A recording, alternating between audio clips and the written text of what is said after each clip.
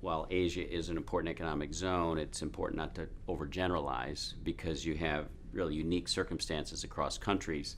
You have India, which is a much more insular country, not a lot of capital inflow, not so much export dependency, big domestic insular economy. You got the Southeast Asia, smaller economies that are more export driven, more investment driven, and are really operate as sort of very high beta versions of global growth. And then you've got the Chinese economy, which has got a very strong and independent financial system, monetary policy, domestic economy, but also has a very big impact on the rest of the world vis-a-vis trade and investment. And so you have those differences, but you do have you have those differences you need to keep in mind. So as I then look at the Asian economy, I think first of all we should, recognizing its interdependence with the world, I think we should start with the world and what's going on in the world. The big thing in the world is that we've had 8 years of continuous monetary stimulation, pedal to the metal, all out stimulation, lots of liquidity production and so forth, which has ultimately now kind of led to finally an environment where 80-90% of the economies in the world are now growing above trend. It's not a boom. You don't have a boom going on. They're all kind of moderately above trend, but it's a little bit of a sweet spot because it's very favorable for earnings. It's very favorable for Asia, but it's not so strong that it would lead to an immediate need to tighten aggressively. But at the same time, we're transitioning from that 8 years of all-out stimulation to an environment in which all of the major central banks are contemplating tightening.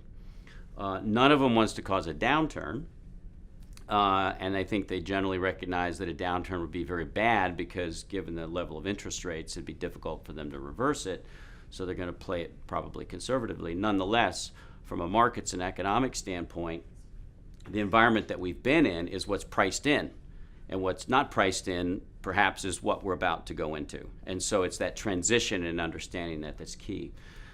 When you look at then how Asia is, the conditions in Asia in relation to that, what you have is that, first of all, you have to recognize that today's pricing and conditions reflects the circumstances that have existed largely since the end of the Fed's QE. As the Fed removed the printing of money in 2014, global capital flows and dollar flows were retracted. And so there was a capital repatriation from emerging economies, including Asia, which then pushed their currencies down, pushed their interest rates up, slowed their economies, really pushed their current accounts from balance to surplus or from deficit to balance. And so, but that has pretty much run its course. And so now, as we have global economies doing well, and we have a lot of liquidity in the world, we have the very kind of fertile conditions for capital flow into Asia, and that's now happening. It's really just begun, and it's very positive for the exchange rates, for the asset prices. And so from a cyclical standpoint, it's a very favorable set of conditions. Now, as you put that in the context of a longer term perspective, let's say like a 10-year perspective, when we look at the drivers of long-term growth, Asia looks very good. When we estimate the growth rates over the next 10 years of countries around the world, 5 of the top 8 countries are Asian economies, largely because the drivers of long-term growth are favorable, which are a hard-working, well-priced labor force, a culture of hard work and innovation, and then not too high indebtedness generally. And so Korea would be a bit of an exception from that.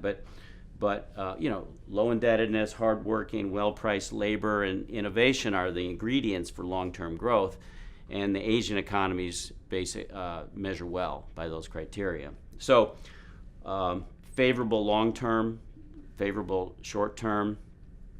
What would be the risks? The risks would be around a potential rise in real interest rates. That in the past 5-8 years, inflation rates have fallen in Asia, interest rates have fallen in Asia, real interest rates have fallen in Asia, and that's been supportive. But now interest rates are around 1%, close to zero. Inflation rates are also close to zero, And if there was an additional downturn at this point, you might see deflation. And with deflation, if you can't cut interest rates, you have rising real interest rates. Rising real interest rates would be combined with big current account and basic balance surpluses. Money could get trapped in those economies and push the exchange rates up. So you can have rising real interest rates, rising exchange rates in environments where there's already excess capacity. That would be bad for asset prices and so forth. So that's the risk that I would look to. That's not the most likely scenario, but when you consider what are the tail events, that would be one I'd keep an eye on.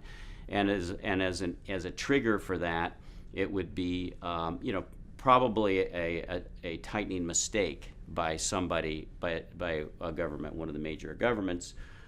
Perhaps ECB pulling back QE too rapidly, perhaps the Fed rolling off the bonds, the combination of the ECB pulling back and the Fed rolling off the balance sheet, perhaps driving interest rates up, perhaps looking into next year, China trying to curtail debt growth. It's a difficult thing to manage. Maybe they get a bigger effect than they anticipate, and so those are the kind of risks that exist out there, but to be aware of. But I would say that the base case is a pretty favorable scenario.